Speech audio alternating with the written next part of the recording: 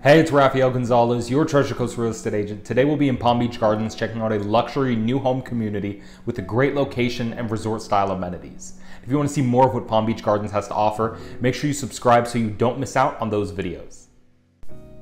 So here we have the Francesca by Coulter Homes. The Francesca is going to give you 3,113 square feet under air, 3 bedrooms, each with their own walk-in closet, an ensuite, a powder room, a separate dining room and casual dining space, and an upstairs living area in the loft.